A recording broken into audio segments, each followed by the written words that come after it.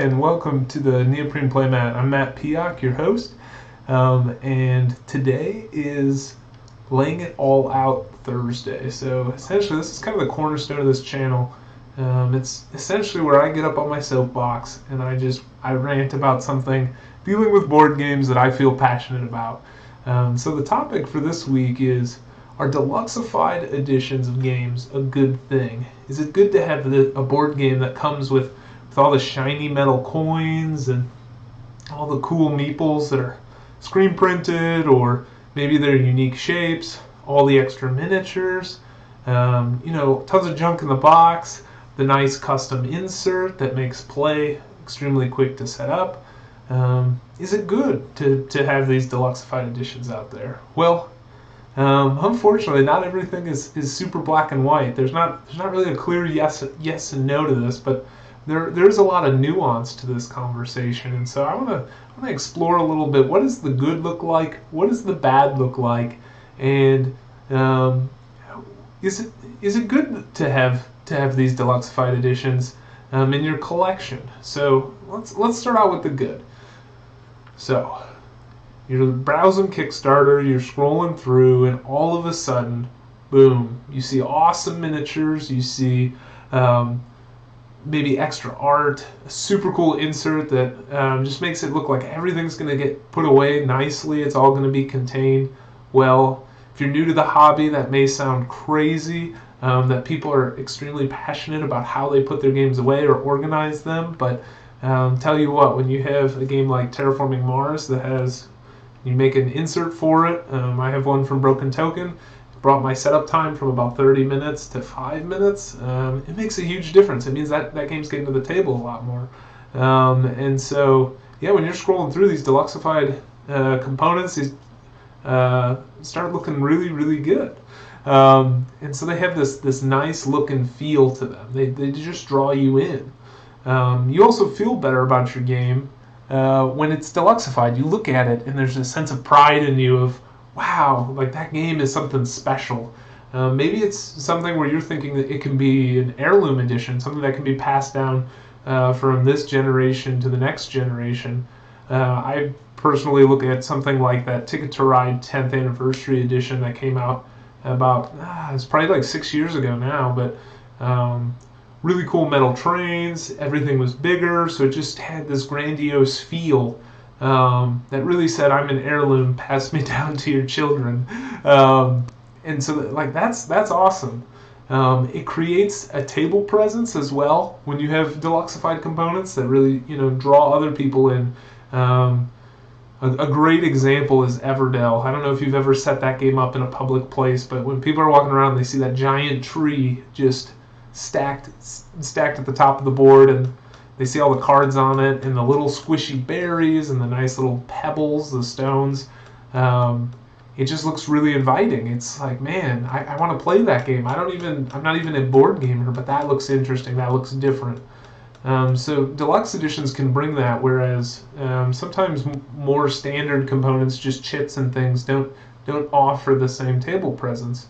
There's also sometimes a rarity factor with deluxe games. If it's a Kickstarter exclusive deluxe option, you might be one of a couple hundred people that end up getting that copy of the game. And sometimes it feels good to have something different. When you pull it out, put it on the table, open it up, and pull everything out, you get, once again, that sense of pride of, look, I was able to get the Kickstarter deluxe version of this game. And not a lot of other people have it, which makes it even feel a little bit more cool. Sometimes these components, too, add a very unique feel to the game. I remember opening Azul for the first time, and if you haven't played Azul, there are some tokens that are about this big, that they're square, they look like Starburst candies, but they're nice chunky plastic pieces, and they're tiles. You're making kind of this, it's a tile placement. You're making this array of tiles and patterns to score points. And I know that the theme's pretty. It's essentially an abstract, but theme's not really there. But that said, these components, these little chunky plastic pieces that look like Starburst, as long as you're not tempted to eat them, make the game just to have a better feel to it. If those were just little cardboard chits, it wouldn't be as captivating. It wouldn't entice the soul in the same way. That those little pieces just make it something that you want to keep bringing back out. And then lastly, a deluxe edition increases the trade value. I'm really big on sustainability, being a responsible gamer, not flooding the earth with cardboard, and I think one of the best ways to do that is to trade games you're not playing. It means more games will be played by more people, and it means that less printing needs to be done. And I know that might not be as good for our friends at the publishing companies, but at the same time, it is giving respect to the designer, because you're letting their designs get played more than they would otherwise. And I think publishers are okay with that too. They don't want their creations just sitting dormant on a shelf somewhere. They would rather have the public exposed to what they've created, what they've produced. And so having that deluxe edition makes the trade value better, which means you're going to get more game out of it when you do a trade. And so that's always a good thing too, to kind of invest in something that's going to bring you more value for your future gaming experiences as well. That said though, not everything's good with deluxe editions. First off, this is probably the most obvious thing, but a deluxe edition makes the game more expensive. As many of you know, I'm pretty open about it. I have a very strict budget when it comes to buying board games, and when everything comes out with a deluxe edition that I end up wanting, I end up having to leave a lot on the table. Sometimes I can't even buy one game that I want during a month because it pushes the game over $100, which, unless I have money from previous months that I haven't spent the $100, it means it's not happening. So that's obviously a drawback in some cases. I mean, obviously I understand the reason for the increased price. When you make nicer components and make nicer things, it's going to cost more. And sometimes it's really worth it. Azul's a great example of a game that they could have made it a $20 price point by producing it with all cardboard chits, and it wouldn't have the same feel. It probably wouldn't have the same appeal that it's had to the masses as those little chunky Starburst pieces, and hasn't driven the price up too much. It's not one of these games that's pushing $300 or something like an all-in CMON or Come On Games Kickstarter campaign, but adding that little bit of value can sometimes make it worth it for the gameplay experience. So just because it's more expensive isn't always a bad thing, but I would say for the most part, I view it a little bit as a negative. On top of that, it can make a bad game seem like it's a good game. And you might be asking me, well, if you feel like it's a good game, then why does it matter? And to some degree, you're correct. If you're having fun with it, that's totally fine, and that's great. But I've seen a lot of times where a deluxe edition, you want to get it to the table more because you like playing with the components, you like fiddling it around. But by the end of the game, you're like, why did I pull this out? This wasn't that great of an experience. Yet somehow, every time you look at your shelf, it's the game you want to pull off because, well, it's the Deluxified edition that you paid $40 more for, and it's kind of the staple of your collection, being that it's the most deluxe or the most has the most coolness coming out of it, right? Like, you just stare at the shelf and all of a sudden it's glowing with a halo, and it's bright and you want it, and then you pull it out, you get it all set up, it looks awesome, you're so excited, you're getting all these cool components out again, and then you play it and you're just like, oh, this really wasn't that good. Well, I'm going to play it again later. And so what ends up happening is the good games on your shelf don't get played because you keep getting drawn back to this one with the cool, shiny components. It also kind of takes away from that trade value increase that a deluxe edition has. If it's a bad game with a good veneer because of quality components, its resale value still ends up being not so great because most people don't want it. But once it's there, it becomes this lure of this game you keep wanting to go back to, which creates difficulties. As I mentioned before, the deluxe editions a lot of times create more waste. I've had deluxe editions where they send me all the standard components as well as all the deluxe components, and from a manufacturing standpoint, this makes complete sense. You don't want to have to create a bunch of versions of the game where you're omitting things while a bunch of them also have those things in them. It just creates a logistical nightmare.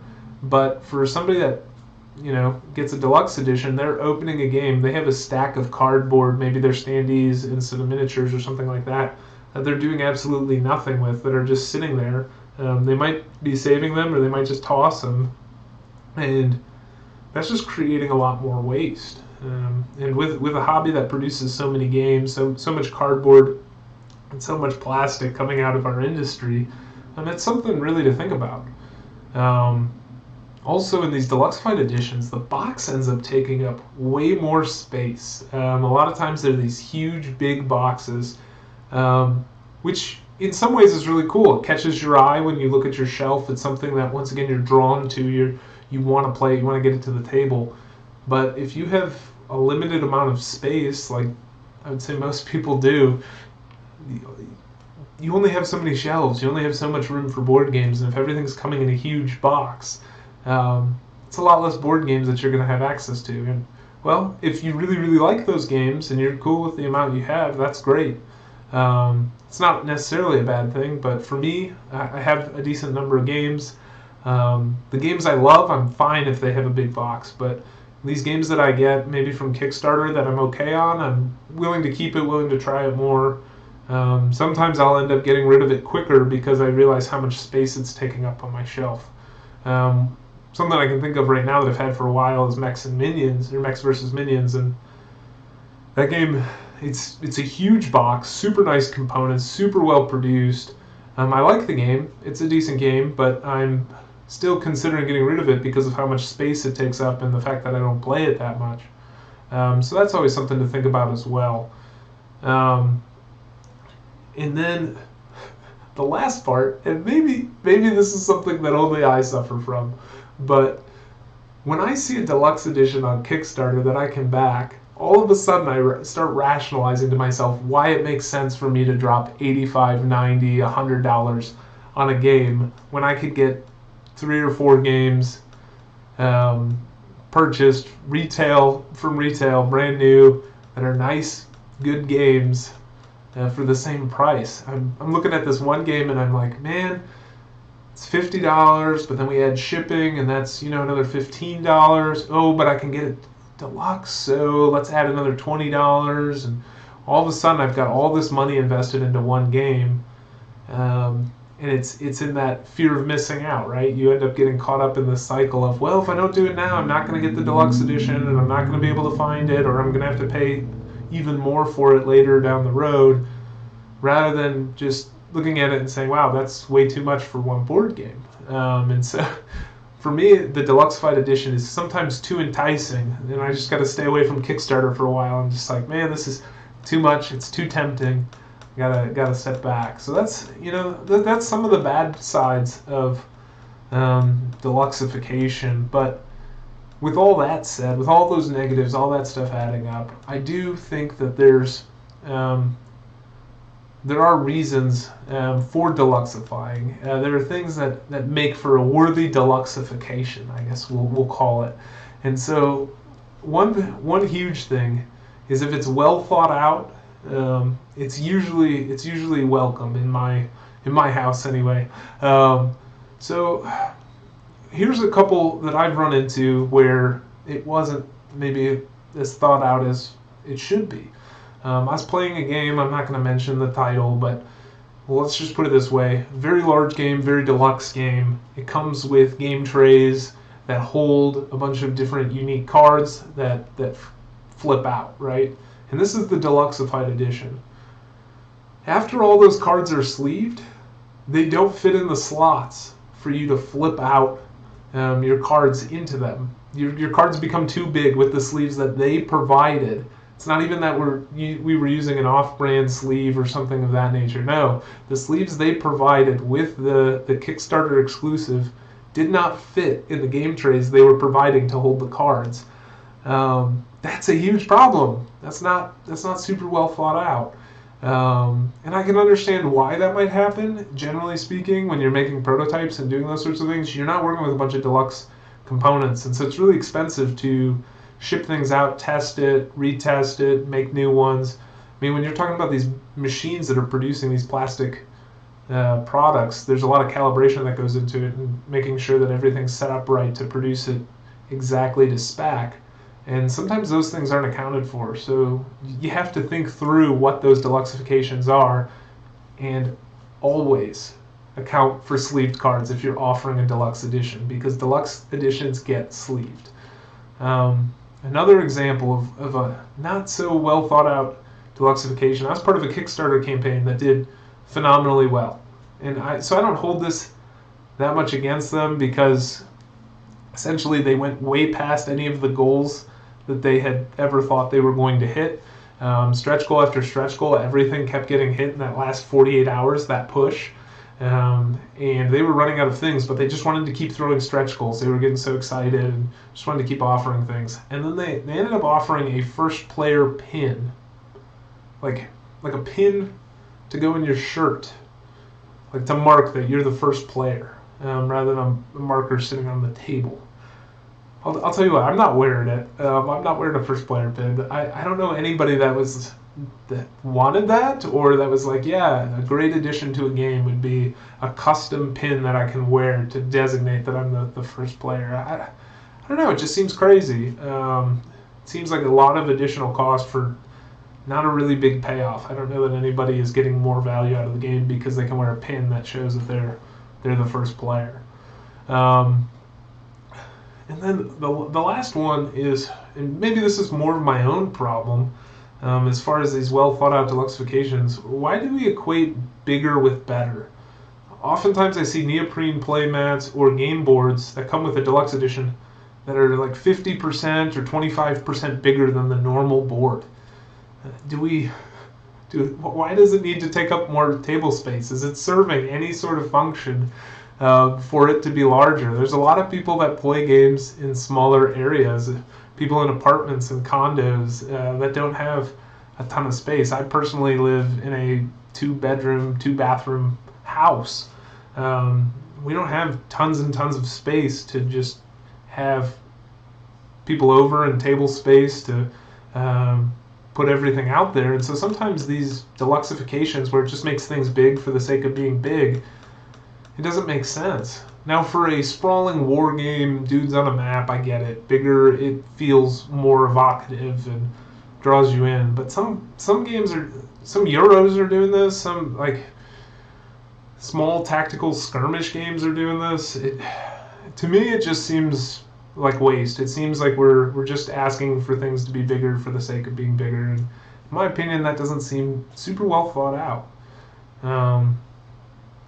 That being said, a super worthy deluxification are multi-purpose deluxe components. So one of my favorites to bring up are iron clays by Roxley. If you haven't seen these, they're poker chips, they're clay, they have an iron core, and they're in board game denominations, so they work with any game really that has money or victory points. And it's the easiest thing to just replace all of your money in games with these coins. I just leave them sitting out on the table, and anytime a game has coins, I don't pull them out of the box. I just open up my little box for the iron clays, and that's what we use. And everybody loves them. It feels really nice to play with them.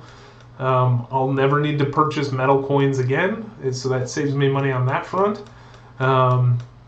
It adds a tactile experience that not all components do. I don't know about you, but when I have a bunch of chips, I'm sitting there playing with my stack kind of the whole game while I'm thinking. I'm running numbers and getting everything in my head, and so I'm just kind of picking them up and dropping them on top of one another. Just feels really good. Another thing is like dice trays. I do like when Kickstarters throw in these little neoprene dice trays or component trays. They just make for setting up the game and playing the game a lot easier. They can be used for multiple games.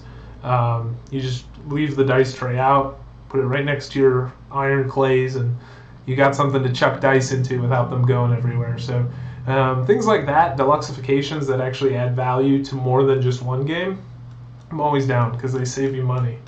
And then the last thing that you should be thinking about when deluxifying a game is, does it make the game better?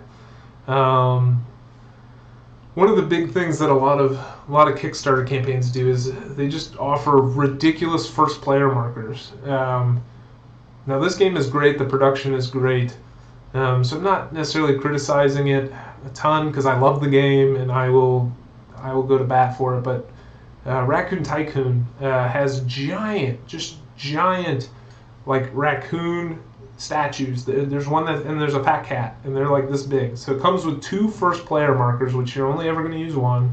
They're giant pieces of wood. They look cool on the board. They look cool in photographs, but like they're not needed. And ultimately that comes out of the cost that I'm paying for the game. If those weren't included and they just used a normal first player marker, the game would have been, or could have been, cheaper, or they could have made better margins on it. Now, I'm not saying get rid of all the deluxe components to up your margins if you're a publishing company. Don't hear me saying that, but we don't really need this super crazy deluxe first player marker. Another thing that some publishing companies do is they put in full-blown miniatures into a game just for placeholders. You don't interact with them at all. They just sit out there and they look pretty. They don't serve any real function. They're not like moving around or anything. They're just glorified placeholders. We don't need that. We don't need to produce a ton of plastic to just sit there. You can have any sort of marker mark that. And then the last thing is, some deluxifications require future purchases. They're like, if you buy this, it's going to have things for our games in the future that you will back. It's almost this way to invite you into kind of this purchasing track, this completionist sort of mentality of, well, if I buy this game, then I have to buy all the next ones. I have to back them on Kickstarter. When you start talking about Kickstarter, you're giving companies money a year in advance, just for it to sit there, and yeah, they're using it to produce the product, but I don't know if I like having my money tied up to now tie up my future money. My deluxifications should affect my current status, whatever I'm currently purchasing. It shouldn't be something that's reliant on whether or not I buy a future product. And so I guess that brings us to the question of the day, right? Should games be offered in a deluxified format? My answer is yes. I do think there's a place for them, and I hope you're hearing that. You're probably hearing a lot of negativity from me, a lot of things against deluxifications, but I do think there's a place for them. As for Kickstarter, if you want a crazy campaign, if you want to make tons and tons of money, or create a ton of product, a lot of times you need that deluxe version to put people over the edge, to make them want to back your game. Those exclusives, those things that are maybe not going to retail, that's what brings people into Kickstarter. Because if you buy a basic version of the game, unless it's just to support the creator, you're losing money on it. Like, when that stuff goes to retail, it's always going to be cheaper than what it is on Kickstarter, especially when you account into shipping and all of that. And so sometimes if you're trying to run a really successful campaign, having that deluxe edition is the only way you're going to be able to do that. And that's part of the problem with the market, right? That's how kind of the buyers' habits have become. So it makes sense to offer a deluxified edition in that case. Additionally, if a game has a really good track record, it should definitely be an option to get a deluxified edition in the future. The thing that comes to mind immediately is Terraforming Mars. They had this game, components were pretty shoddy initially. I still complain about the card art. I don't think that's the one area that they're not really addressing at all, which is fine. But they are releasing this giant box that comes with these super cool custom inserts and all these different plastic pieces to build your cities and things out onto the map of Mars. And it looks really beautiful. That game has sold a ton. So it makes sense to deluxify it, make people a version of it that just feels elevated, right? You've sold so many copies, you've almost earned the right to produce that much plastic to put into the world. I'll put it that way. So those deluxe editions never bother me. If there's a huge community presence, the community's demanding it, make them happy. Make that deluxe edition and make it well. And the Terraforming Mars big box looks like it's just that. But that said, not everything needs a deluxified edition. Sometimes you see games that are just really poor quality games that have this great production, great artwork, great components. It's super deluxe, but all of that was to make sales rather than to make a good game. I really think while games are this product to be sold, there's also an art form to designing a game and making a game. And so I think there's certain companies that tend to be very good at designing a product where they make something very enticing, something that looks like it's going to be fabulous. And they don't always deliver on gameplay experience. And so I think for me, all of your games should be played and play tested a ton without a deluxe edition and determined if they're really good quality. Are they games that people would bring out if the quality was terrible or even subpar? For me, I think of a game I played recently called Bora Bora, which is a Stefan Feld game. And after I played it once, I was like, I have to buy it, I have to find it. I figured out a way to get a trade for it. But if you look at the components of that game, there is nothing special going on. The dice are pretty generic. They look like something I could just buy off Amazon. It's pretty much all cardboard chits, and there's some wooden things that are cut out and little huts. They look okay. But the game was so good. I was like, I don't even care that the components aren't that great. I just want to play this game. And if your game generates that feeling, then feel free to make a deluxe version. But don't take a game that's like, this is all right. It'd be much better if we included metal coins. Like if that's the way you're thinking, the product's not going to be good. That should never be deluxified. It means you need to work on the game more. So with all that said, those are my feelings. That's everything that's been on my mind. Thinking about these deluxe components, thinking about whether or not I want my games to be deluxe, whether or not I'm willing to pay for it, and whether or not it's worth it. What are your thoughts? Am I completely wrong here? Do you have another reason that you love deluxified editions, or maybe a reason that you hate deluxified editions? Please let me know. Put it in the comments below. Otherwise, this has been Neoprene Playmat, and I'm your host, Matt Piak. Have a good one.